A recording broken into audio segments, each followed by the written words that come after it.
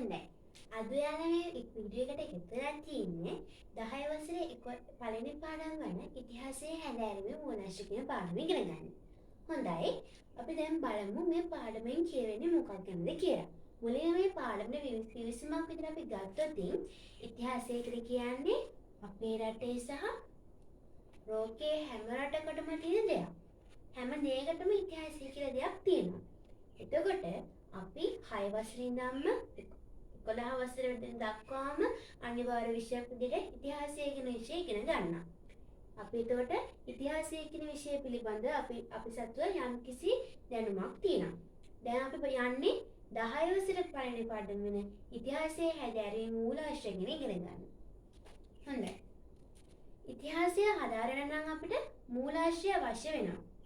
අතීතය පිළිබඳ පිළිදිරි තොරතුරු ලබා ගන්නට මූලාශ්‍ර විවිධ වෙනවා. එතකොට මෙන්න මේ පාඩමේදී මූලාශ්‍රයක් කියන්නේ මොකක්ද? මූලාශ්‍රයේ තොරතුරු මත ඉතිහාසය ගොඩනැගෙන ආකාරය කොහොමද? සහ ඉතිහාසය අධ්‍යයනයෙන් අපිට ලැබෙන ප්‍රයෝජන කොහොමද කියන එක ගැන අපි කතා කරනවා. මූලාශ්‍රය කියන්නේ මෙන්න මෙහෙම දෙයක්. අපි ඈත අතීතයේ එහෙම නැත්නම් අවුරුදු 100,000 ගණන් ඈත අතීතයේ පිළිබඳ ඉතිහාසය හදාරනවා. නේද? එහෙම කරන්න අපි විවිධ මූලාශ්‍ර හොයාගන්නට කැණීම් සිදු කරනවා. ඒ වගේ දේවල් අධ්‍යයනය සිදු කරනවා. එතකොට අවුරුදු 100,000 ගණන් ඈත කාලයේදී ඉතිහාසයේ හැදෑරෙද්දී ඒ අවදිවල මිනිසුන් ලියා තබපු දේවල් සහ ඔවුන්ගේ විවිධ නිර්මාණ කැණීම් කරද්දී ඊළඟට පුරාවිද්‍යාත්මක ගවේෂණ කරද්දී අපිට හම්බ වෙනවා. මෙන්න මේ ලේඛන හෝ නිර්මාණ තමයි අපි මූලාශ්‍ර කියලා කියන්නේ. අපේ රටේ ඉතිහාසය විතරක් නෙමෙයි. විවිධ ලෝකයේ තියෙන විවිධ රටවල ඉතිහාසය පිළිබඳව හදාරන්න ගවේෂකයෝ ඉන්නවා. පුරාවිද්‍යාත්මක පරීක්ෂණ කරන ගවේෂකයෝ ඉන්නවා. එතකොට එයාලා පුරාවිද්‍යාත්මක කැණීම් කරලා ඒ වගේ දේවල් කරලා අතීතයට අදාළ මූලාශ්‍ර හොයාගන්න වෙහෙසෙනවා. ඒ කියන්නේ අතීතයේ ජීවත් වෙච්ච මිනිසුන් පරිහරණය කරපු දේවල් ඊළඟට සාධක නිර්මාණ ඔවුන් ලියා තිබු ලේඛන ඒ වගේ දේවල් ඒගොල්ලෝ ගවේෂණය කරනවා. ඉතින් ඒගොල්ලන්ගේ ගවේෂණවලදී කැණීම් සිදු කරද්දී මේ පිළිබඳව කරුණු හම්බ වෙනවා. ඉතින් මෙන්න මේ හම්බෙන ලේඛන නිර්මාණ අතීත මිනිස් කටයුතු පිළිබඳව තොරතුරු ලබා ගන්න මෙහෙවීම උපකාරී වෙනවා. අපි ගත්තාම මූලාශ්‍ර කියන්නේ අවුරුදු 100,000 ගණන් ඈත කාලයේදී ඉතිහාසයේ හැදෑරීමේදී ඒ අවධිවල මිනිසුන් ලියා තිබූ දේ සහ ඔවුන්ගේ විවිධ නිර්මාණ තමයි අපි මූලාශ්‍ර කියලා කියන්නේ. මේ මූලාශ්‍රය අපි සාමාන්‍යයෙන් කොටස් දෙකකට බෙදනවා. එකක් තමයි සාහිත්‍ය මූලාශ්‍ර, අනිත් එක තමයි පුරාවිද්‍යාත්මක මූලාශ්‍ර කියලා. සාහිත්‍ය මූලාශ්‍ර අපි නැවතත් කොටස් දෙකකට බෙදනවා. දේශීය සාහිත්‍ය මූලාශ්‍ර සහ විදේශීය සාහිත්‍ය මූලාශ්‍ර ලෙස. පුරාවිද්‍යාත්මක මූලාශ්‍ර අපි කොටස් 5කට බෙදනවා. අභිලේඛන, කාසි, නටබුන්, චිත්‍ර, මූර්ති හා පුරාවස්තු කියලා. අපි ගත්තාම සාහිත්‍ය මූලාශ්‍ර ගැන.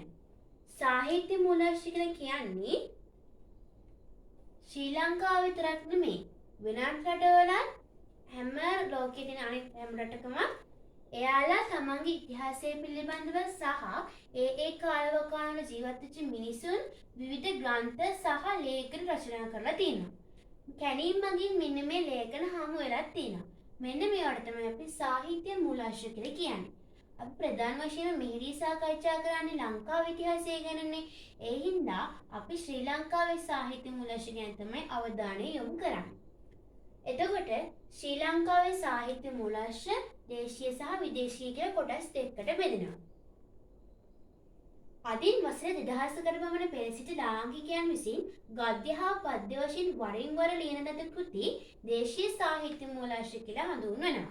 ඒ කියන්නේ මේ අද වෙනකන් අවුරුදු 2000ක් පමණ ගොඩක් ලොකු කාලයකට කලින් ඉඳන්ම ජීවත් වෙච්ච මිනිසුන් වරින් වර ලියපු ග්‍රන්ථ හා කෘති අදටත් අපි කැණීම් කරද්දී හම් වෙනවා. එන්නේ ඒ දේවල්ට තමයි අපි දේශීය සාහිත්‍ය මූලාශ්‍ර කියලා කියන්නේ.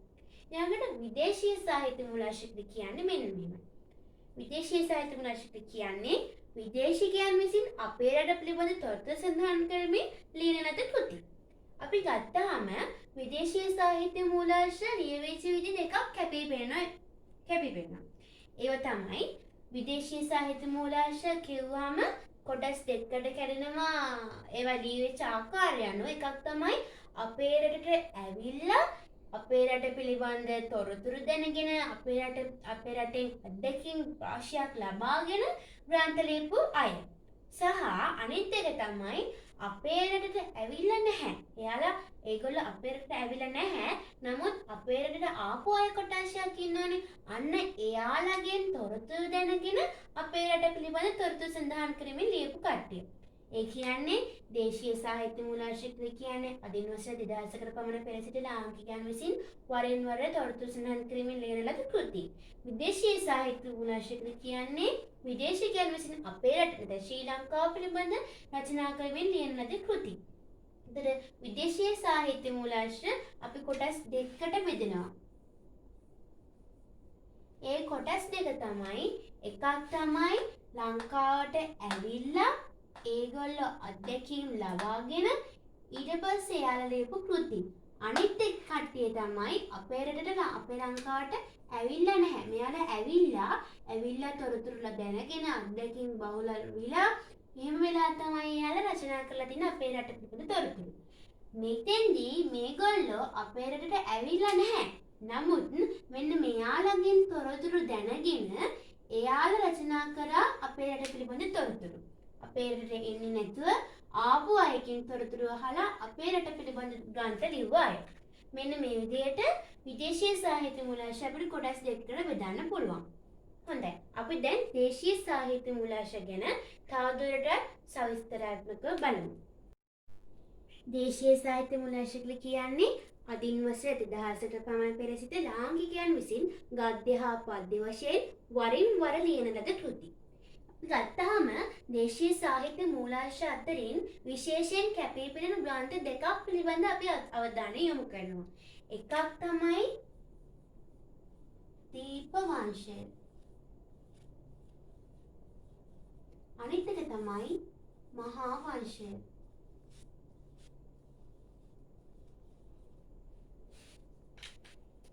දීපවංශය කියන්නේ ලංකාවේ තියෙන දේශීය සාහිත්‍ය මූලාශ්‍ර වඩා පැරණිතම කෘතියක්. එතකොට මේක රචනා වෙලා තියෙන්නේ ක්‍රිස්තු වර්ෂ 4 වෙනි සියවසේදී පමණයි. මේකේ බුදුරජාණන් වහන්සේගේ ලංකා ගමනේ සිට මහසෙන් රාජ සමය දක්වා තොරතුරු අඩංගු වෙලා තියෙනවා. බුදුරජාණන් වහන්සේගේ ලංකා ගමනේ සිට මහසෙන් රාජ සමය දක්වා තොරතුරු අඩංගු වෙලා තියෙනවා මේකේ. මේක රචනා වුණේ ක්‍රිස්තු වර්ෂ 4 වන සියවසේ. හැබැයි මේකේ දීපවංශයේ ඇතම් තොරතුරු හරිම සංක්ෂිප්ත විදිහට තමයි දක්වලා තියෙන්නේ. සහ මේකේ පුනරුක්ති දෝෂ තියෙනවා.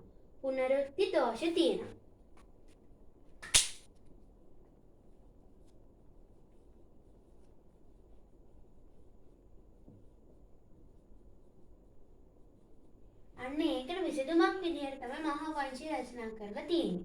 එතකොට මේකේ පුනරුක්ති දෝෂ තියෙන නිසා ඒ දෝෂ මගහරවා ගන්න මහා වංශය කියන කෘති රචනා කළා. ඒ දීපවංශ රචනා කළේ 4 වන සියවසේ, මහා වංශ රචනා කළේ 6 වන 5 වන සියවස්වල. අපි දැන් මහා වංශය ගැන කතා කරමු. මහා වංශය කියන්නේ කොටස් කිහිපයකින් යුක්ත ග්‍රන්ථයක්. මේකේ කොටස් දෙකක් තියෙනවා. එකක් තමයි මහා වංශය, අනිත් එක චූල වංශය. මහා වංශය කියන්නේ මහා වංශය කියලා වංශයකට අයත් රජවරුන් පිළිබඳ තමයි මහා වංශය කියන කොටසේ රචනා කරලා තියෙන්නේ. චූල වංශය කියන රාජ්‍ය පරපුරට අයත් රජවරුන් පිළිබඳ තමයි චූල වංශය කියන කොටසේ ලියලා තියෙන්නේ. මේ දෙකේම එකතුවට තමයි අපි මහා වංශය කියලා කියන්නේ. අපි ගත්තාම මහා වංශය කියන්නේ කොටස් කිහිපයකින් යුක්ත ග්‍රන්ථයක්. මේකේ පළවෙනි කොටස රචනා කරේ අනුරාධපුර දික්සඳ සෙනෙවියා පිරිවෙන්පති මහා නාම හිමියන්. අනුරාධපුර දික්සඳ සෙනෙවියා කියන පිරිවෙනේ විසපු මහා නාම කියන හාමුදුරුවෝ තමයි මේ කෘතිය රචනා කරලා තියෙන්නේ. මේකේ වගේම බුදුන් වහන්සේගේ ලංකා ගමනේ සිට මහසින් රාජසමය දක්වා තොරතුරු අඩංගු වෙලා තියෙනවා. මේ ග්‍රන්ථ දෙකේම බුදුරජාණන් වහන්සේගේ ලංකා ගමනේ සිට මහසින් රාජසමය දක්වා තොරතුරු අඩංගු වෙලා තියෙනවා. අපි ගත්තහම මේක මහා වංශය කියන්නේ පස්වන ශතවර්ෂයේ අගභාගයේදී හෝ 6 වන සියවසේදී රචනා කරපු එකක්. මේ දෙක අතර සමානාත්මතාවයන් දක්නට ලැබෙනවා. නමුත් මේකේ පුනරුක්ති දෝෂ තියෙනවා. මහා වංශයේ ඒ දෝෂ අවම කරන්න තමයි ඒක රචනා කරලා තියෙන්නේ. මහා වංශය ලියන්න යොදාගත්ත තවත් මූලාශ්‍ර කීපයක් තියෙනවා. උදව් කරගත්ත උපග්‍රන්ථ තියෙනවා. ඒවා තමයි සීහලට්ට කතා මහා වංශය, උත්තර විහාරට්ට කතා සහ විනයට්ට කතා කියන ග්‍රන්ථ. එතකොට මහා වංශ හිමියන් මහා නාම හිමියන් තමයි මහා වංශය රචනා කරලා තියෙන්නේ. මුල් කොටස. ඊට පස්සේ මහා නාම හිමියන් මහා වංශයේ මුල් කොටස ලිවීමෙන් පසු වෙනත් කතුවරුන්ද මේක වරින් වර ලියලා තියෙනවා. අඛණ්ඩ කෘතියක් වශයෙන් මහා වංශයෙන් තවත් කොටස් කිහිපකින් දීර්ඝ කළා. එතකොට ශ්‍රී ලංකාවේ ඉතිහාසය එක පොතක ලියවලා තියෙනක හරිම විශේෂත්වයක් වුණා. රටක ඉතිහාසයේ අඛණ්ඩ එකම කෘතියක ලියලා තියෙන රටවල් සංඛ්‍යාව ඉතාම සීමිතයි. ඒ නිසා අපේ රටට ඓතිහාසික වශයෙන් ආඩම්බර විය හැකි කරුණක් වෙලා තියෙනවා. ඒ වගේම මහා වංශය කියන්නේ ඈත අතීතයේ ඉඳන්ම තොරතුරු සඳහන් වෙලා තියෙන කෘතියක් නිසා ඉතාම විශ්වසනීය කෘතියක් නිසා අපි ඒක හඳුන්වනවා. ඒ වගේම මහා වංශය කියන්නේ පාලි භාෂාවෙන් රචනා වෙච්ච කෘතියක්. දීප වංශයත් පාලි භාෂාවෙන් තමයි රචනා වෙලා තියෙන්නේ. එතකොට මේකේ තියෙන ඇතම් තොරතුරු වඩාත් විදහා දැක්වීම සඳහා මහා වංශ ටීකාව කියලා එකක් රචනා වෙලා තියෙනවා.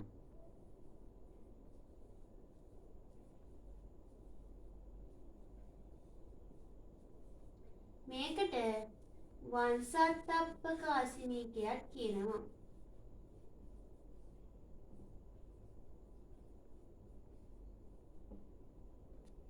වංශාත්තප්ප කාසිනිකයක් කියනවා. අපි දැන් මේක පිළිබඳව හදාරලා බලමු. මේ ටික තේරුම් ගන්න කලින් ඔයාලා හැමෝම කොලයක් අරගෙන මෙන්න මේ විදිහට ෂෝට් නෝට් එකක් ගන්න. මම කියන කරුණු වීඩියෝ එක පෝස් කර ලියා ගන්න. මාතෘකාව ලියා ගන්න ඉතිහාසයේ හැදෑරීමේ මූලාශ්‍රය කියලා. ඊළඟට ලියන්න මූලාශ්‍රය කියලා මාතෘකාවක්. ඒක යටතේ මෙහෙම ලියන්න. අවුරුදු 100,000 ගණන් ඈත කාලයේ ඉතිහාසය හැදෑරීමේදී ඒ අවධිවල මිනිසුන් ලියා තැබූ දේ සහ ඔවුන්ගේ විවිධ නිර්මාණ පුරාවිද්‍යාත්මක ගවේෂණ මගින් හමුවන අතර ඒවා මූලාශ්‍ර ලෙස හැඳින්වේ. මූලාශ්‍රය ප්‍රධාන වශයෙන් කොටස් දෙකකි. සාහිත්‍ය මූලාශ්‍රය, පුරාවිද්‍යාත්මක මූලාශ්‍රය.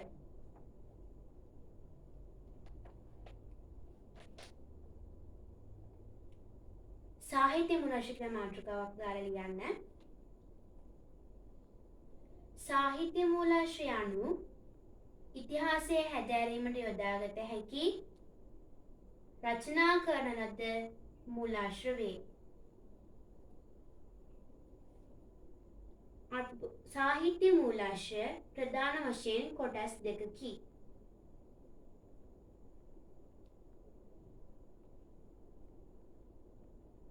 දේශීය සාහිත්‍ය මූලාශ්‍රය, විදේශීය සාහිත්‍ය මූලාශ්‍රය.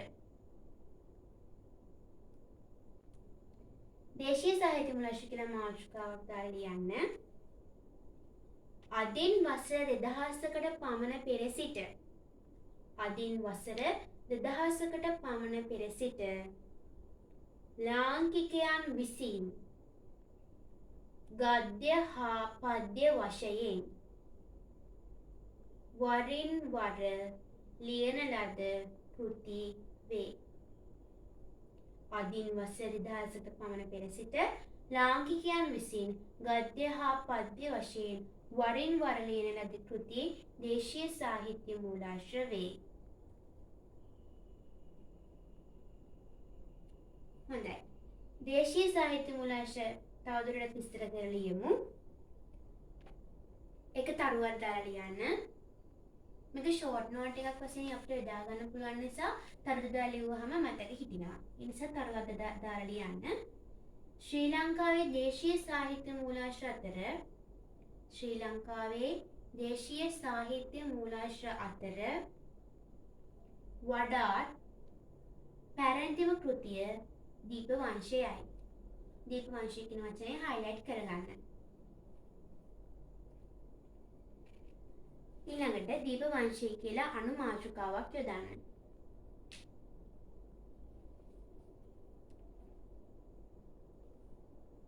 ඒකෙදී කාලය කියලා ලියන්න. කාලය කියලා ලියලා ඉරක් ගහලා ලියන්න. ක්‍රිස්තු වර්ෂ 4 වන සියවසදී. කාල පරතරය කියලා ඉරක් ගහලා ලියන්න. බුදුන්ගේ ලංකා ගමනේ සිට මහසෙන් රාජ්‍ය සමය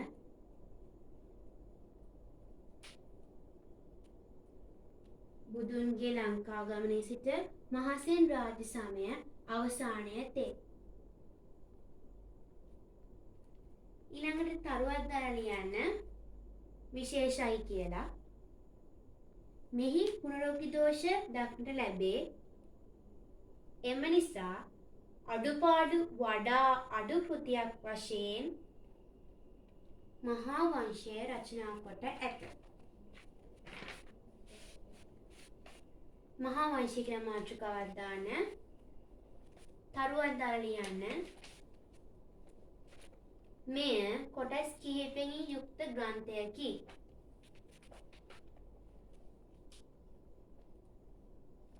පළමු කොටස අනුරාධපුර දිස්සඳ සෙනෙවියා පිරිමැතේ පිසු අනුරාධපුර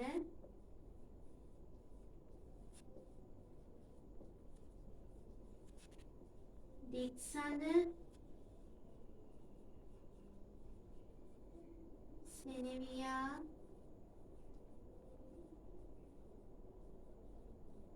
පිරිවෙනේ විසු මහා නාම හිමි.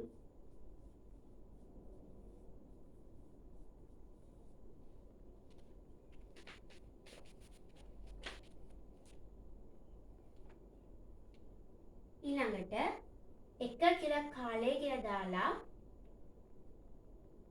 ක්‍රිස්තු වර්ෂ 5 වන හෝ 6 වන සියවස.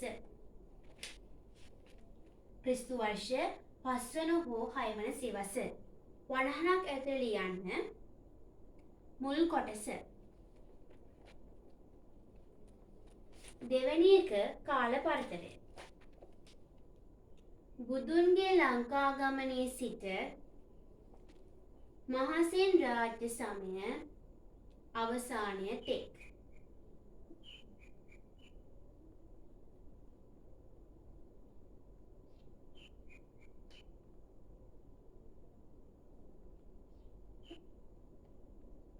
යොදාගත් උපග්‍රන්ථ තමයි සීහලට්ට කතා මහා වංශය, සීහලට්ට කතා මහා වංශය, උත්තර විහාරට්ට කතා, විනයට්ට කතා.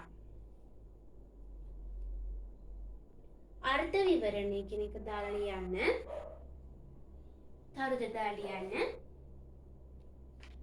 මහා වංශය යනු පාලි භාෂාවෙන් රචිත කෘතියකි.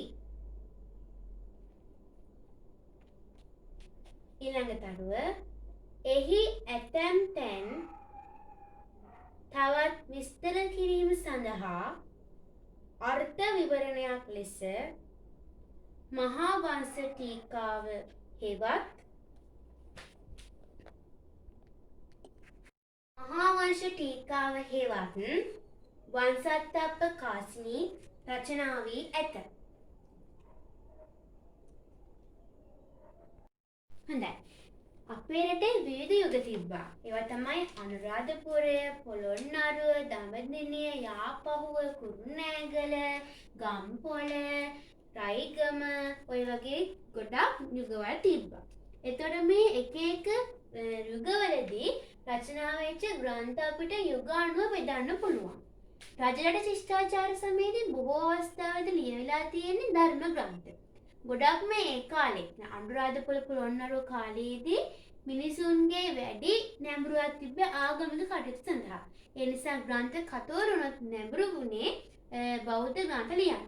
ඒත් රජරට ශිෂ්ටාචාර සමයේ ලියපු ධර්ම ග්‍රන්ථ තමයි බෝධි වංශය, තුප වංශය, ධාතු වංශය, පූජාවලිය, සද්ධර්මාලංකාරය වැනි ග්‍රන්ථ.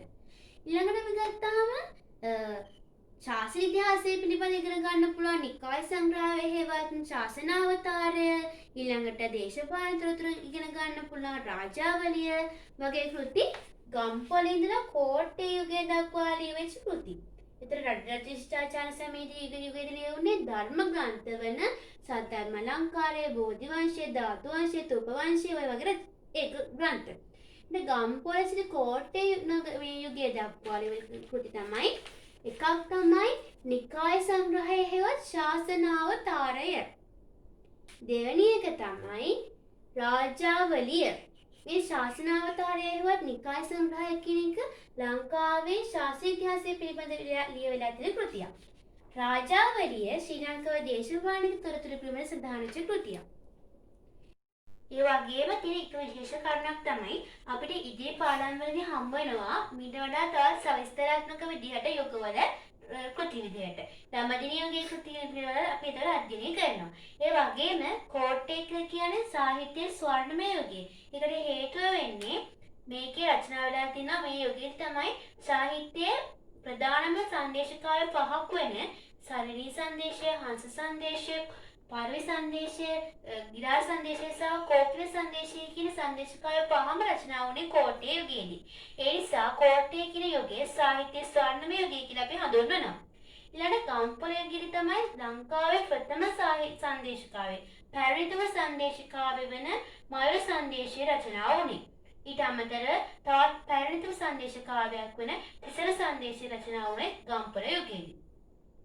ඊළඟට අපි කතා කරද්දී ආයමප සංදේශ සංචිත්තයක් විදිහට ගත්තාම රජරට ශිෂ්ටාචාර සමය පිළිබඳව අපිට අධ්‍යයනය කරන්න ධර්ම ග්‍රන්ථ තමයි උපකාරී වෙන්නේ. ඒ කියන්නේ රජරට ශිෂ්ටාචාර සමය යුගයේදී ගොඩක්ම ධාර්මික පැත්තට නැඹුරුලා හිටපු නිසා ඒ කාලේ රචනා වෙලා තියෙන්නේ ධර්ම ග්‍රන්ථ. ඒවා තමයි බෝධි වංශය, ධාතු වංශය, තුප වංශය සහ සද්ධර්මාලංකාරය වැනි කෘති.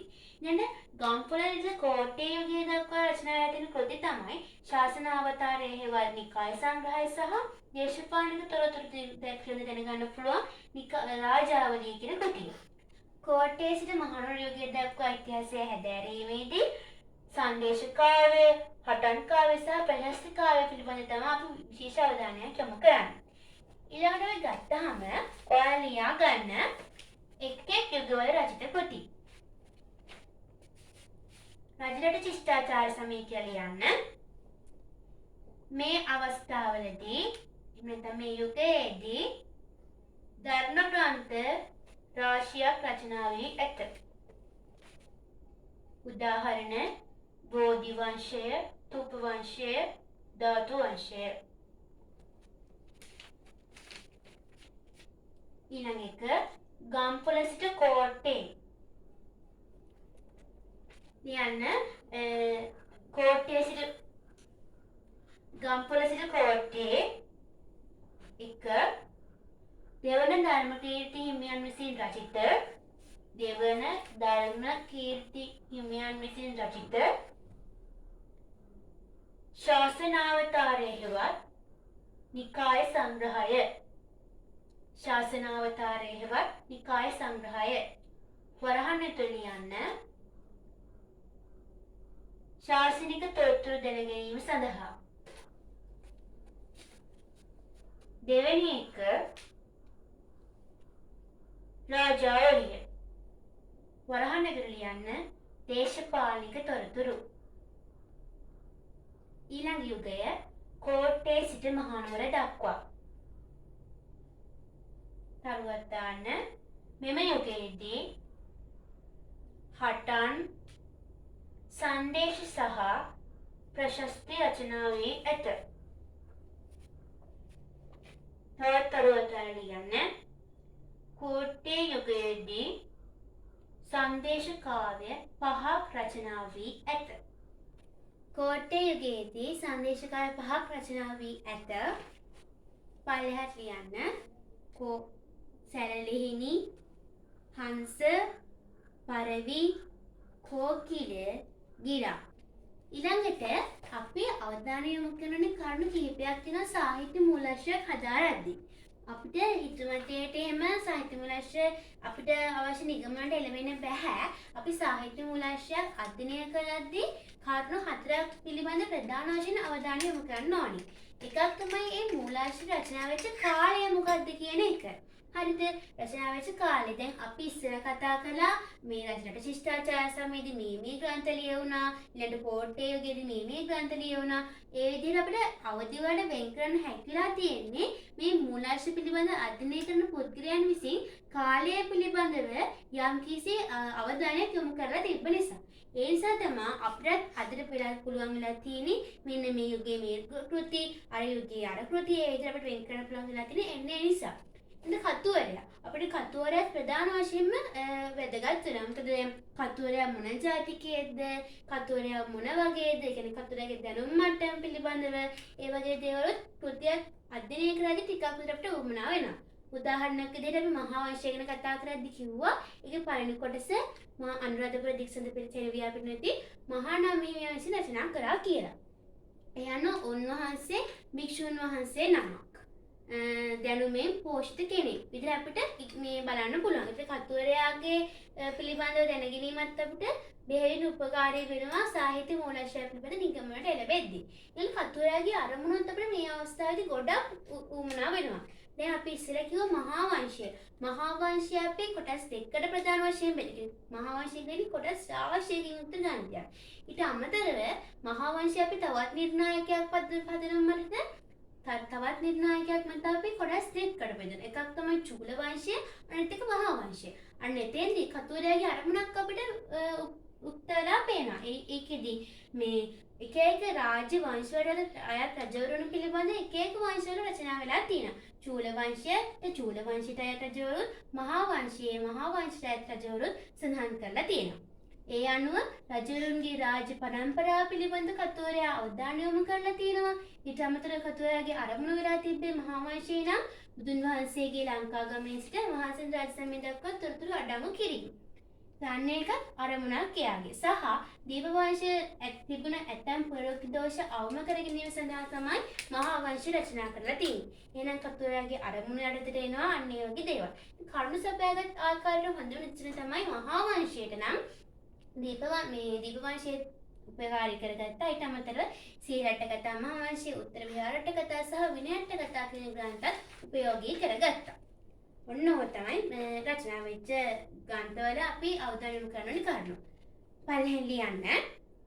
මූලාශ්‍රය සාහිත්‍ය මූලාශ්‍රයක් අධ්‍යයනය කිරීමේදී අප විසින් ප්‍රධාන කරුණු 4ක් පිළිබඳව අවධානය යොමු කර යුතුය. එක කියලා ලියන්න.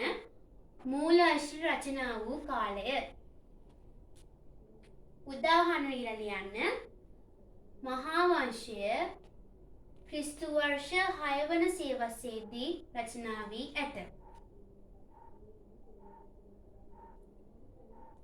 දෙවෙනි එක කතුවරයා මහා වංශ උදාහරණයක් විදිහට ලියන්න.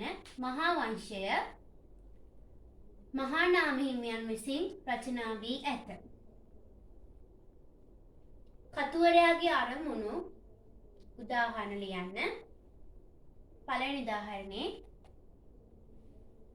මහා වංශය රචනා වී ඇත්තේ දීප වංශයේ පුනරුක්ති දෝෂ අවම කිරීමටය. මහා වංශය රචනා වී ඇත්තේ දීප වංශයේ පුනරුක්ති දෝෂ අවම කිරීමටය. ඒක යටතේම දෙවෙනි උදාහරණේ කතුවරයාගේ අරමුණ වලට දෙවෙනි උදාහරණේ එක් එක් රජවරුන් අයත් රාජ වංශවලට බෙදා වෙන් කිරීම. එක් එක් රජවරුන් අයත් රාජ්‍ය වංශවලට බෙදා වෙන් කිරීම. එක් එක් රජවරුන්ට අයත් රාජ්‍ය වංශවලට බෙදා වෙන් කිරීම.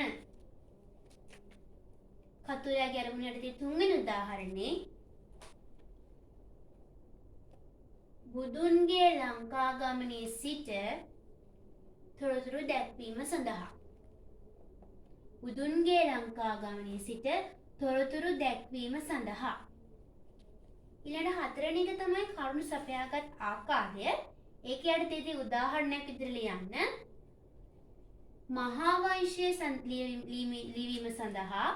මහා වංශයේ ලිවීම සඳහා ප්‍රධාන ග්‍රන්ථ 3ක් උපයෝගී කරගෙන ඇත. ඒක අපිට කලින් විස්තර කරානේ. ඔක ෂෝට් නෝට් එකක් විදිහට තමයි තියෙන්නේ.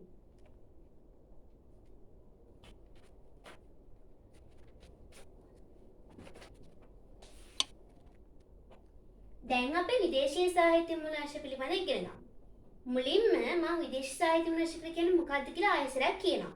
විදේශීය සාහිත්‍ය මූලාශ්‍ර කියන්නේ අපේ රට නැත්නම් ලංකාව පිළිබඳ තොරතුරු ඇතුළත් කරලා විදේශීය ජාතිකයන් විසින් රචනා කරපු ග්‍රන්ථ. එතන මේක උදාහරණයක් තමයි හොඳම දකුණු ඉන්දියානු ග්‍රන්ථ වෙන. දෙමළ දකුණු ඉන්දියානු ග්‍රන්ථ වන සිලප්පාදිකාරම්, මණිමේකලේ සහ පදිරුත්පත්තු කියන ග්‍රන්ථවල අපේ ලංකාව පිළිබඳ තොරතුරු ඇතුළත් කරලා තියෙනවා. ඊට පස්සේ මේ විදේශීය සාහිත්‍ය මූලාශ්‍ර මම අර මුලදී කිව්වා වගේම කොටස් දෙකකට අපිට විදහා දක්වන්න පුළුවන්. එකක් තමයි අපේ ලංකාවට ඇවිල්ලා ඊට පස්සේ යාලා අත්දැකීම් ලබාගෙන ලංකාව පිළිබඳ හොඳ දැනුමක් ලබාගෙන අපේ රට පිළිබඳ තොරතුරු ලියපු කට්ටිය.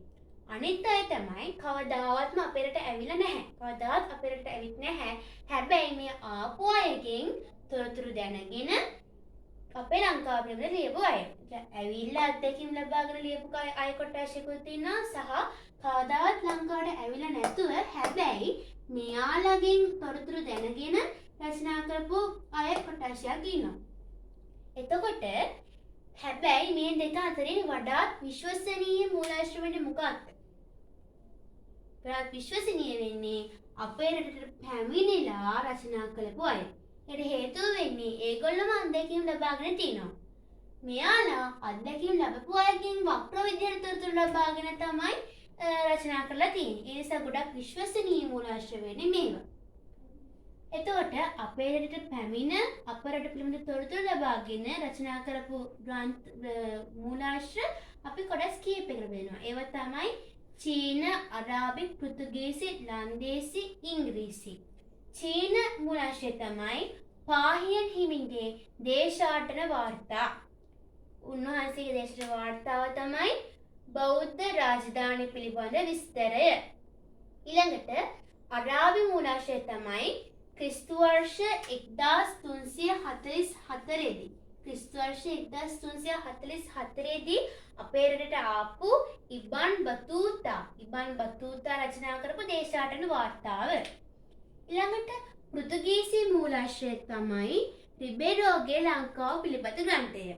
ඒක එයාගේ නම ඒ පොතේ නම තමයි රිබෙරෝගේ ලංකා ඉතිහාසය. ඊළඟට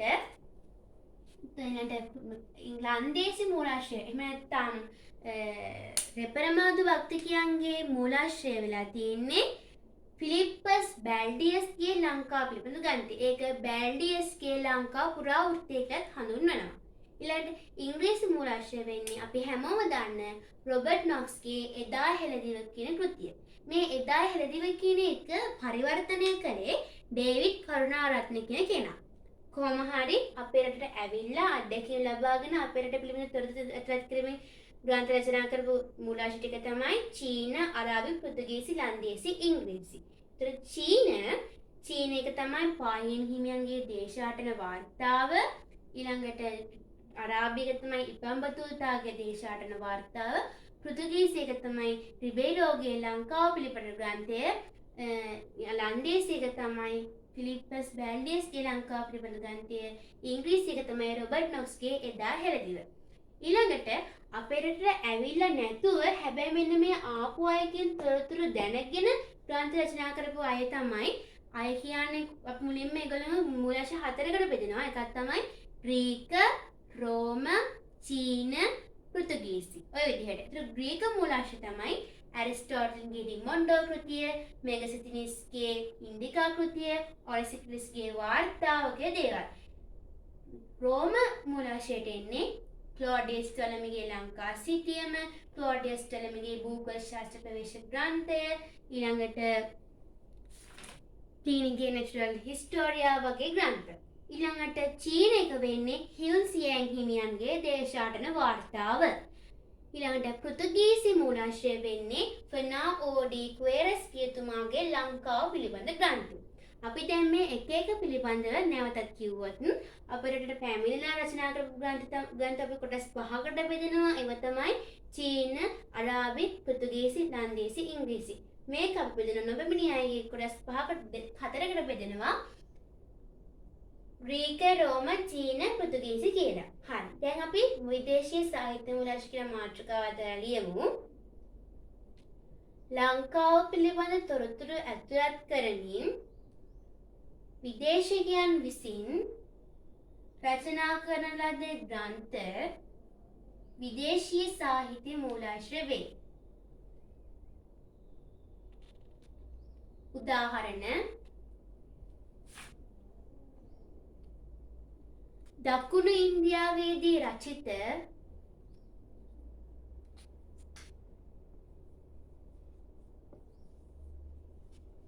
සිලප්පාදිකාරම්,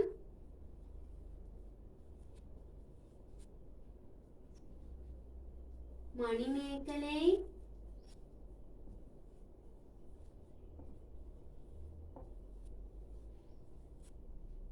පදිප්පත්තු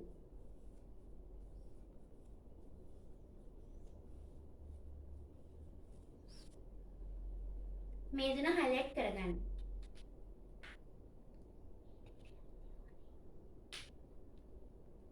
හරි. ඊළඟට විදේශීය සාහිත්‍ය මූලාශ්‍ර කොටස් 2ක කියලා ලියලා අපි මේ ෂෝට් නෝට් එකක් නේ ගහන්නේ. ඒ නිසා මේ විදිහට ලියන්න. විදේශීය පැමිණි නොපැමිණි.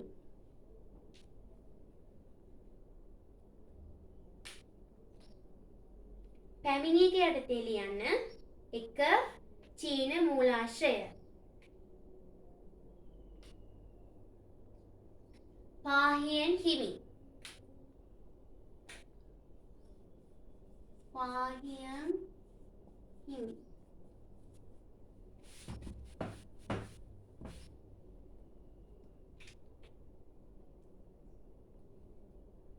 දෙක රෝම මූලාශ්‍රය, අරාබි මූලාශ්‍රය, අරාබි මූලාශ්‍රය. ඒක යටතේ ලියන්න 1344 දී ගම්පොළට පැමිණි ඉබ්බන් බතූතාගේ දේශාටන වාර්තාව. 3 පෘතුගීසි මූලාශ්‍රය, රිබේරෝගේ ලංකාව පිළිබඳ ග්‍රන්ථය. වරහන් ඇතුලේ රිබේරෝගේ ලංකා ඉතිහාසය. 4 වෙනි එක ලන්දේසි එහෙම නැත්නම් ඕලන්ද මූලාශ්‍රය.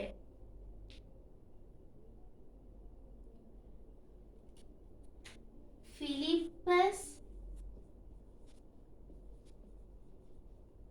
බැල්ඩියස්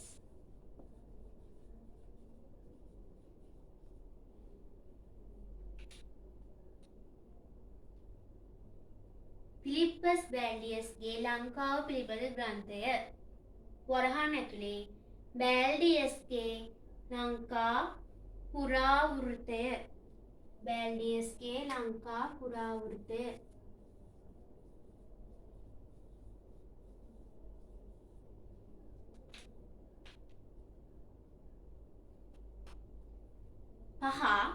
ඉංග්‍රීසි මූලාශ්‍රය, රොබර්ට් නොක්ස්ගේ එදා හෙළදිව. වරහන් ඇතුළට යන්න පරිවර්තනය ඩේවිඩ් කරුණාරත්න.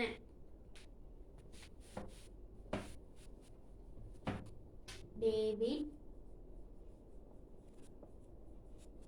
කරුණාරත්න.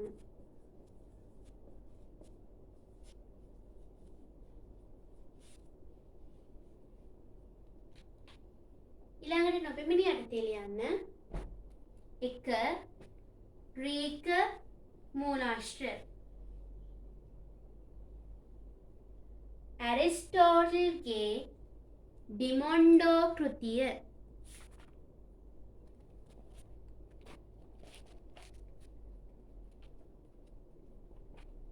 මෙගස්තිනිස්ගේ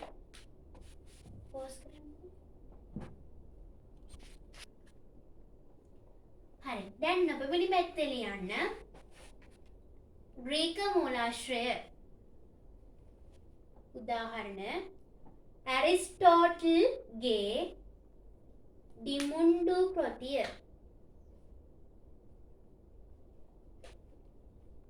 ඊළඟ එක මෙගස්තිනිස්ගේ ඉන්දිකා කෘතිය. ඊළඟ එක ඔනෙසික්‍රිටස්ගේ වාර්තා. ග්‍රීක මූලාශ්‍රය යටතේ ඇරිස්ටෝටල්ගේ ඩිමුන්ඩු කෘතිය, මෙගස්තිනිස්ගේ ඉන්දිකා කෘතිය, ඔනෙසික්‍රිටස්ගේ වාර්තා. රෝම මූලාශ්‍රය ප්ලීනිගේ නැචුරාලිස් හිස්ටෝරියා. චීන මූලාශ්‍රය හියුන් සියෑන් හිමියන්ගේ දේශාටන වාර්තා. පෘතුගීසි මූලාශ්‍රය ෆර්නාओ ඩී ක්වේරස් පියතුමාගේ ලංකාව පිළිබඳ ග්‍රන්ථය. හරි දැන් සාහිත්‍ය මූලාශ්‍ර අවසන්. අන්තිමේදී අපි සාහිත්‍ය මූලාශ්‍ර ගැන වල ප්‍රයෝජන ගැන තමයි අපි කතා කරන්නේ. සාහිත්‍ය මූලාශ්‍ර ප්‍රයෝජන මෙන්න මෙහෙමයි. එකක් තමයි ඓතිහාසික කාල අනුපිළිවෙල සකස් කරගන්න පුළුවන්. දැන් අපි සාහිත්‍ය මූලාශ්‍ර අධ්‍යයනය කරනවා කියලා හිතන්නකෝ. එතකොට අපිට දැන් අර මුලින් යුග වලට වෙන් කරගත්තනේ සාහිත්‍ය මූලාශ්‍ර. ඊට පස්සේ අපිට ඒ යුගවල තිබ්බ ලක්ෂණ පිළිබඳ අධ්‍යයනය කරන්න පුළුවන්. දැන් ඉස්සෙල්ලා අපි කිව්වා රජරට ශිෂ්ටාචාර සමිතිය ලියලා තියෙන ධර්ම ග්‍රන්ථ. මොකද ඒක අධ්‍යයනය කරලා තමයි අපි බලලා තියෙන්නේ රජරට ශිෂ්ටාචාර සමිතිය වැඩි හරියක් ලියලා තියෙන ධර්ම ග්‍රන්ථ කෙනෙක් ගැන. එතකොට අපිට ඒ ආශ්‍රයෙන් අපිට නිගමනය වෙන්න පුළුවන් රජරට ශිෂ්ටාචාර සමිතියේ ජීවත් වෙච්ච කතුවරයන් වැඩි නඹරුවක් දක්වලා තියෙන්නේ ආගමික ශාස්ත්‍රය උදෙසා කියලා. ඊට පස්සේ ඓතිහාසික කාල අනුපිළිවෙල සකස් කරගෙන කියද්දී දැන් සාහිත්‍ය මූලාශ්‍ර රචනා කරන අය අනිවාර්යයෙන්ම ඒ කාල සටහන් කරන අය පොත්වල ග්‍රන්ථවල ව්‍යංගයෙන් හෝ ඍජුවම ඒගොල්ලෝ ඒ කාලය පිළිබඳ සඳහනක් සිදු කරනවා. ඒ නිසා අපිට ඒ ග්‍රන්ථ පරිශීලනය කරාම එක් එක් සිදුවීම් වල කාල අනුපිළිවෙල සකස් කරගන්න පුළුවන් ඒ ග්‍රන්ථය යොදාගෙන. ඊළඟ ප්‍රයෝජනය තමයි එක් එක් අවධිවල දේශපාලනික ආර්ථික සමාජ සංස්කෘතික කටයුතු වෙන තොරතුරු ලබා ගන්න පුළුවන්. ඒ කියන්නේ අනුරාධපුර යුගයේදී තමයි කාසී ආරම්භ වුණේ. ඒ වගේ දැන් ඉස්සරහට තව තියෙනවා. එතකොට මේ මූලාශ්‍ර ඇතරීමේදී මෙන්න මේ කාලේ තමයි මේක සිද්ධ වුණේ සහ අනුරාධපුර යුගයේදී රට පාලනය කරේ මේ ආකාරයට මේගොල්ලෝ තමයි රජවරු. ඊට පස්සේ ඒගොල්ලෝ සමාජ සම්බන්ධතා පවත්වා ගත්ත මේ විදිහට ආර්ථික කටයුතු ගිනිගේ මේ විදිහට බාණ්ඩු වමාරු කරගත්තා. ඒ විදිහට එක එක යුග වලට කරුණු පිළිබඳව අපිට දැනගන්න පුළුවන් සාහිත්‍ය මූලාශ්‍ර අධ්‍යයනය කිරීම මගින්. දැන් තව ප්‍රයෝජනයක් තමයි එක මූලාශ්‍රයකින් ලැබෙන තොරතුරු තවත් මූලාශ්‍රයකින් අපිට සනාථ කරගන්න පුළුවන්. ඒ කියන්නේ දැන් අපි එක යුගයක් ගත්තාම යොදාගත්තම හිතමු කෝට්ටේ යුගය කියලා. කෝට්ටේ යුගයේදී එක ග්‍රන්ථයක් නෙමෙයි. දැන් සංදේශකාවයන් පහක් ප්‍රධාන වශයෙන් පහක් රචනා වෙලා තියෙනවා. ඒ විදිහට හැම යුගයකම එක ග්‍රන්ථයකට වඩා එක ග්‍රන්ථයේ සීමාව ඉක්මවලා ගිහිල්ලා තවත් ග්‍රන්ථ ගොඩාක් රචනා වෙලා තියෙනවා. ඒ නිසා අපිට දැනගන්න පුළුවන් එක ග්‍රන්ථයක් විතරක් නෙමෙයි එක යුගයක රචනාලා තියෙන. ඒ නිසා එක යුගයකට ග්‍රන්ථයක් අපි හදාරනවා මුලින්. ඊට පස්සේ ඒ යුගයේම තවත් ග්‍රන්ථයක් අපි හදාරනවා. ඒ විදිහට ග්‍රන්ථ රාශියක් හදාරුවට පස්සේ අපිට ඒ හැම එකකම තියෙන කරුණු සංක්ෂිප්තව අරගෙන තීරණය කරන්න පුළුවන් මෙන්න මේ යුගයේ මේ ටික තමයි දුන්නේ සහ ඒ එකම උදාශ්‍රයකින් කියන තොරතුරු අනිත් උදාශ්‍රය මගින් තහවුරු කරගන්නත් අපිට පුළුවන්. අන්තිම එක තමයි රටක විදේශීය සම්ප්‍රදාය පිළිබඳ අධ්‍යයනය කිරීමට වැදගත් වෙන ගොඩක්ම. මේ යුගයේදී මේ විදිහේ විදේශීය සම්ප්‍රදාය තිබුණු රජවරුන්ගේ සහ ඒ වගේ ගම් නායකයන් පුද්ගලයන් ප්‍රමුඛවරුන් ඔය වගේ කට්ටිය ගැන අපි ඉදිරියට ඒව ගැන තව සවිස්තරාත්මකව කතා කරනවා. එතන ඔන්න ඔය කියන ප්‍රයෝජන හතර අපිට ලබා ගන්නට පුළුවන්. ඊළඟට අපි සාහිත්‍ය මුලාශ්‍රල ප්‍රයෝජන කියලා ලියලා 1 කාල අනුපිළිවෙල සකස් කර ගැනීමට 2 අවදිවල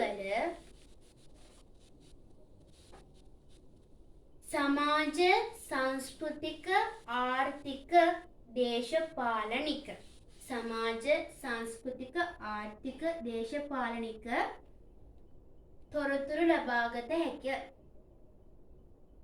3 කරුණු සනාථ කර ගැනීමට 4 විදේශීය සම්ප්‍රදාය පිළිබඳව අධ්‍යයනය කර ගැනීමට.